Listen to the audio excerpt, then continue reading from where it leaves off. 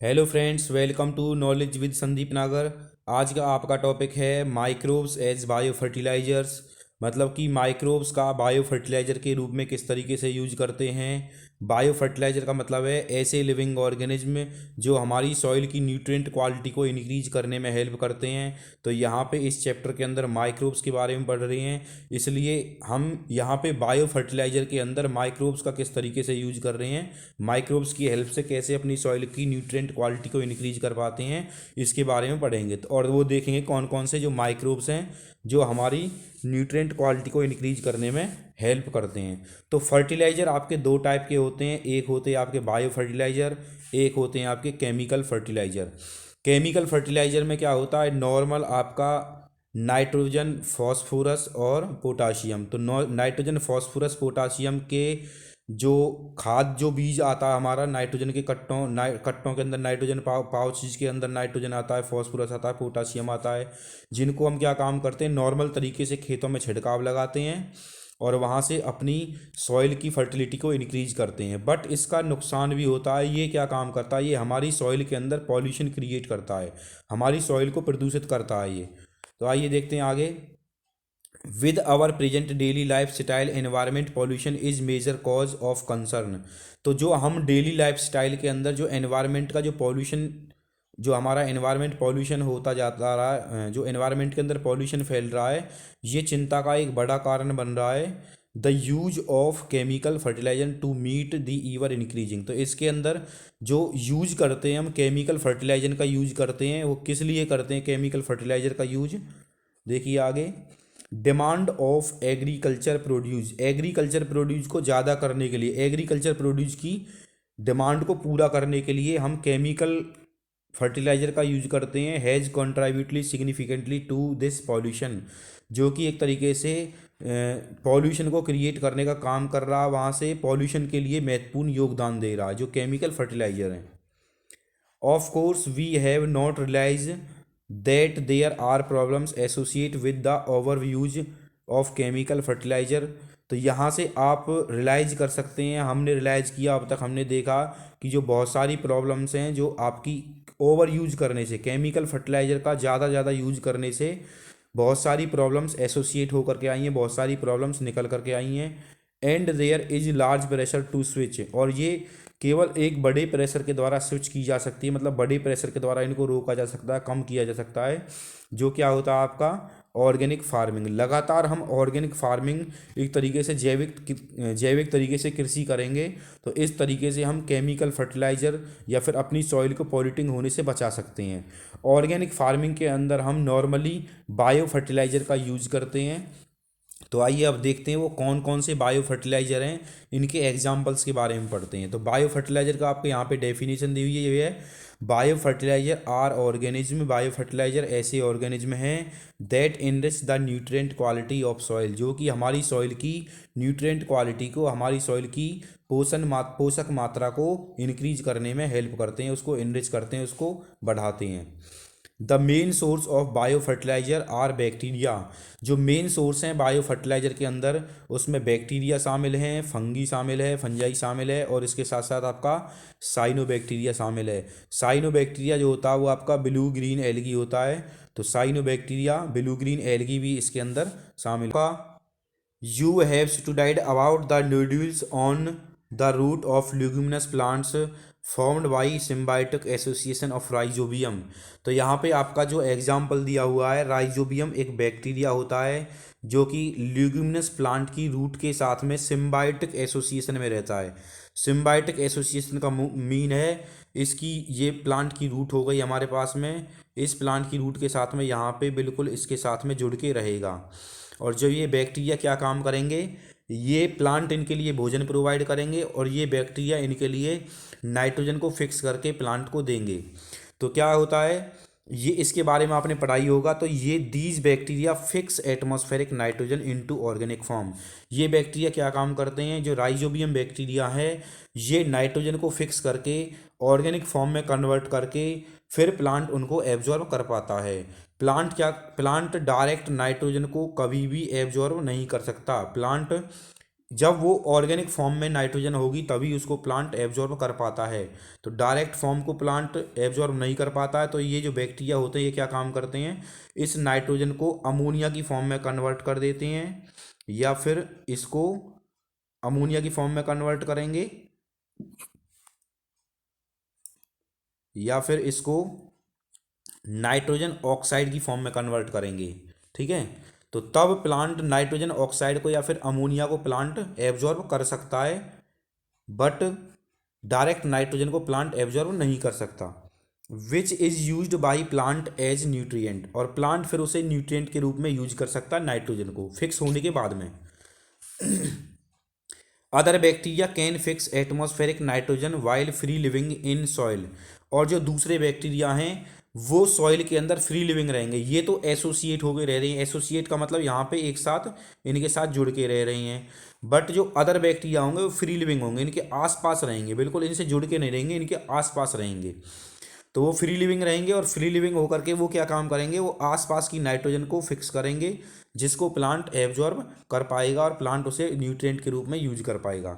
Example के रूप में आपके एस्परगिलस और एजोबैक्टर, एस्परगिलस और एजोबैक्टर दोनों बैक्टीरिया के एग्जाम्पल हैं जो फ्री लिविंग फॉर्म में रहते हैं और प्लांट के लिए नाइट्रोजन को फिक्स करके देते हैं। दस enriching the nitrogen content of soil, ये क्या काम करते हैं, नाइट्रोजन कंटेंट को सॉइल के अंदर एक तरीके से उसकी मात्रा को ज़्यादा करते हैं। नेक्स्ट है आपका, अब ये एग्जाम्पल हो गया आपका बैक्टीरिया के बारे में, अब एग्जाम्पल आपका फंगी के बारे में। तो आइए देखिए फंगी किस तरीके से वर्क करती है। Fungi are also known to form symbiotic association, fungi भी सिम्बायोटिक एसोसिएशन में, जब फंगी प्लांट के साथ में सिम्बायोटिक एसोसिएशन में रहती है प्लांट के साथ में, तो उसे हम माइक्रोइजा बोलते हैं।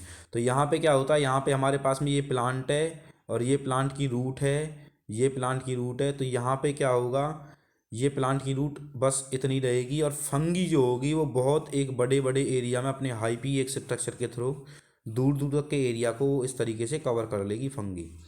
तो ये फंगी जो है वो दूर दूर के एरिया को कवर कर रही है।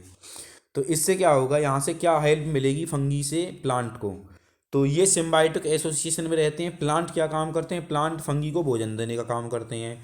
ठीक है, तो जो आपके genus, many members of genus glomus, genus glomus के अंदर आने वाले जितने भी प्लांट हैं मोस्टली उनके अंदर आपको माइक्रोएजा रूट हमें देखने को मिलेगी, मतलब कि फंगी उनके साथ में एसोसिएट हमें देखने को मिलेगी। पाइनस वी इसका एक एग्जांपल है, इसका एक एग्जांपल पाइनस वी आपका, जो कि ग्लूमस जीनस के अंदर ही आता है।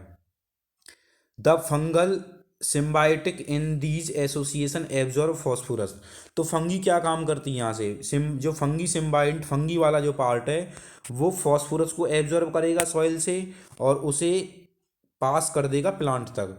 सॉइल से फॉस्फोरस को लेगा, उसे प्लांट तक पास कर देगा।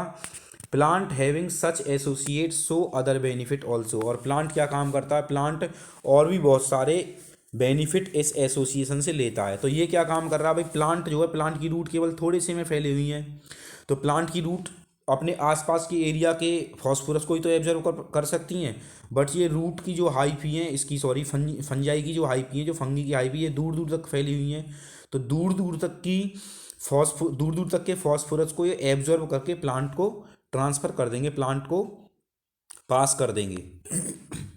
नेक्स्ट बेनिफिट है such as resistance to root borne pathogens, और ये एक तरीके से रूट बॉर्नी पैथोजेंस के रूप में, जो रूट बॉर्नी का मतलब रूट से पैदा होने वाली बीमारियां, तो कुछ पैथोजेंस जो रूट के अंदर बीमारियों को पैदा करेंगे उनके प्रति रेजिस्टेंस काम करती है ये फंगाई, उनको मारने का काम करती है।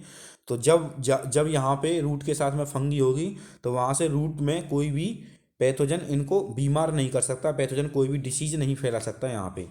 नेक्स्ट है आपका tolerance to salinity and drought, वहाँ पे अगर जिस एरिया में ये प्लांट हमें देखने को मिलेंगे और वहाँ पे माइक्रोएजा इनके साथ में फंगी एसोसिएट है, अगर वहाँ पे सूखा पड़ रहा है मतलब पानी की कमी आ रही है तब भी प्लांट उसको सहन कर पाएगा, और वहाँ पे सैलिनिटी ज़्यादा हो चुकी है तब भी प्लांट वहाँ पे सहन कर पाएगा। तो ये क्या काम करते हैं, जब अगर मान लो बारिश हुए बहुत दिन हो गए तो ये जो हाइपी हैं, ये फंगी का जो स्ट्रक्चर है, एक सिंगल स्ट्रक्चर को हम हाइपी नाम देते हैं।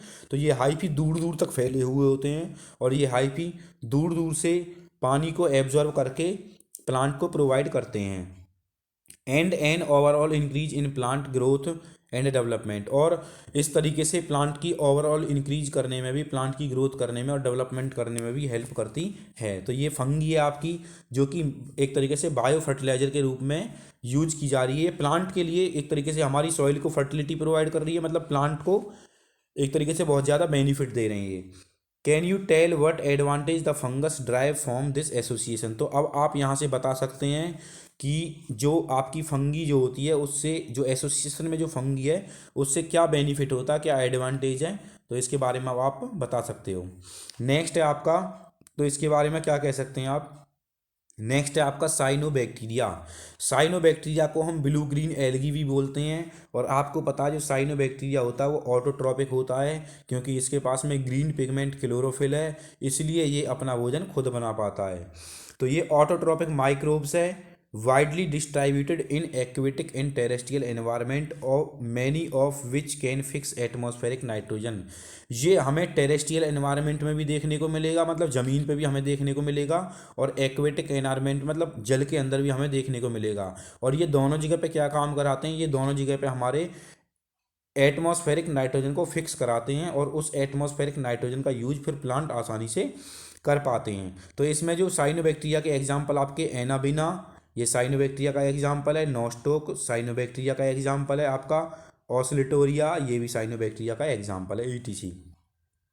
इन पैडी फील्ड, जो धान की खेती होती है, cyanobacteria serve as an important bio fertilisers. Cyanobacteria एक इम्पोर्टेंट बायो फर्टिलाइजर के रूप में हमें वहाँ पे देखने को मिलता है। Blue green algae also add organic matter. और ब्लू ग्रीन एल्गी सॉइल के अंदर बहुत सारे ऑर्गेनिक मैटर को भी ऐड करने का काम करता है, जिससे कि सॉइल की फर्टिलिटी जो होती है वो इंक्रीज हो जाती है। करंटली इन आवर कंट्री, आजकल के दिनों में हमारे देश के अंदर a number of bio fertiliser, बहुत सारे बायो फर्टिलाइजर जो होते हैं are available commercially in market, market में व्यावसायिक रूप से अवेलेबल हैं, उपस्थित हैं। And farmers use these regularly in their fields to replace soil nutrient. तो जो फार्मर्स इनका यूज करके अपने खेत की न्यूट्रिएंट क्वालिटी को, एक तरीके से फर्टिलिटी को भरपूर्ति पूरी कर सकता है, उसे रिप्लेनिश कर सकता है। And to reduce dependence on chemical fertiliser. और जो एक किसान केमिकल फर्टिलाइजर के ऊपर डिपेंड रहता है, उस डिपेंडेंसी को रिड्यूस कर सकता है, उस डिपेंडेंसी को कम कर सकता है। आई होप आपको वीडियो का सारा कंटेंट समझ में आ गया होगा। Please like share and subscribe.